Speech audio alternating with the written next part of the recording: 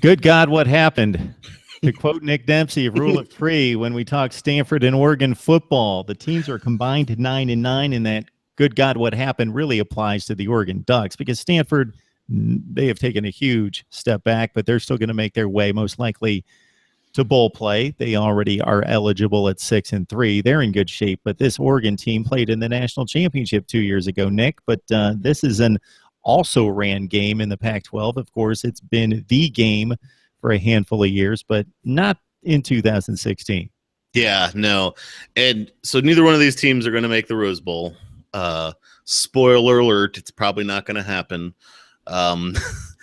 So after that in the Pac-12, your bowl games really, there's kind of a steep drop-off. It's not a very long trip, literally or figuratively, from the Rose Bowl to, like, the Foster Farms Bowl. So at this point, like, Oregon's desperately trying to get to a bowl, and I think they're, what you said, 3-6. They got to win out. Stanford is like, we're there. We're not going to make the Rose Bowl. So this is all about, for Stanford, just like trying to get better, getting game reps for your young guys, for your line that hasn't worked as a cohesive unit all year. And for Oregon, this is kind of survival. And if you put any stock to rumors from anonymous sources, there's a lot of folks saying that Phil Knight out of Nike is willing to pay up big bucks to get a new coach into Oregon that can take that school to the championship. Now, whether there's any merit to that or not, I don't know, but there's a lot of survival mode going on up in Oregon. And for Stanford, it's just about, get your young guys better, get them some snaps, maybe actually complete a pass downfield. Who knows?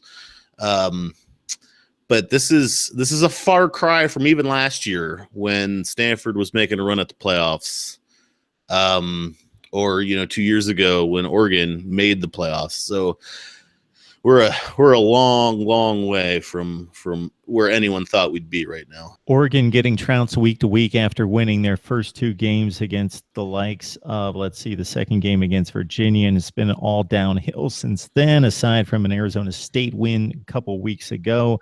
Mm-hmm. Stanford, again, they will make it to postseason play, but you ran down the bowl tier system for us, and that's pretty much a succinct look at it right there. It's the Rose Bowl, and then it drops precipitously from there. We've seen very good Pac-10 teams, Pac-12 teams, just in recent years play like in the Holiday Bowl, which didn't seem like a very good game, and they were ranked in the top 15 in the country. So, yeah, it might be one of those seasons like it was a few years ago to stay home in the Foster Farms Bowl and hopefully whip up on somebody that's struggling in the Big Ten or somewhere.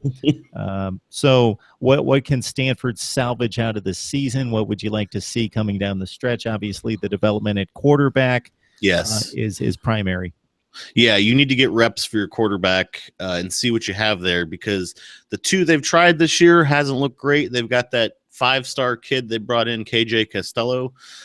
He sounds great in theory. Shaw doesn't want to play him and blow the red shirt. So you need to see what you have right now today at quarterback going into the offseason.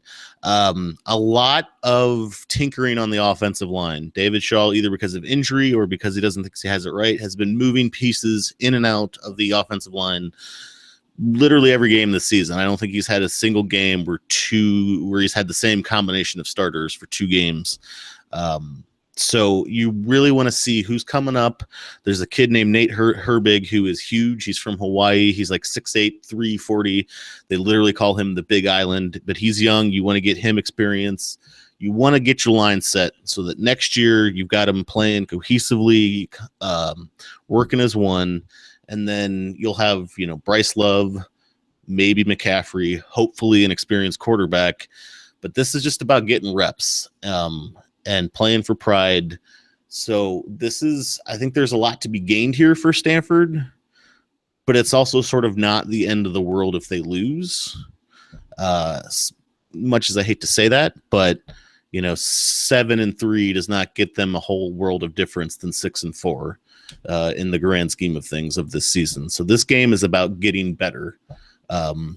And I think that's what you're shooting for if you're Stanford. If you want to look at one stat line that kind of underscores the offensive deficiencies here, it's at quarterback because, and I set you up for the question of the development of Ryan Burns in particular, Keller Chris to a lesser extent, because Kevin Hogan never lit up the world because he was not asked to do it, but the efficiency stats were off the charts good. And the raw numbers not huge, but the TD to interception ratio, the pass per completion per attempt to downfield receivers that they had on the outside. But Ryan Burns, 5 TDs, 7 interceptions, 2-2 the ratio for Keller Christ.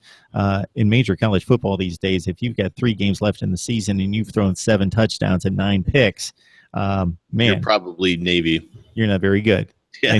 Or you are Navy. You're yeah. one or the other. Yeah, pretty much. But it's so weird. Like they've got to, I don't know how they got to this point, but I will say no one ever thought much of Kevin Hogan. Certainly the NFL doesn't seem to, but you could count on him to make a play when you needed it. Last year's Washington State comes to mind when they actually stopped McCaffrey and about everybody else. He made a play. The guy was clutch when he needed to be. I cannot say this about any quarterback currently on the Stanford roster.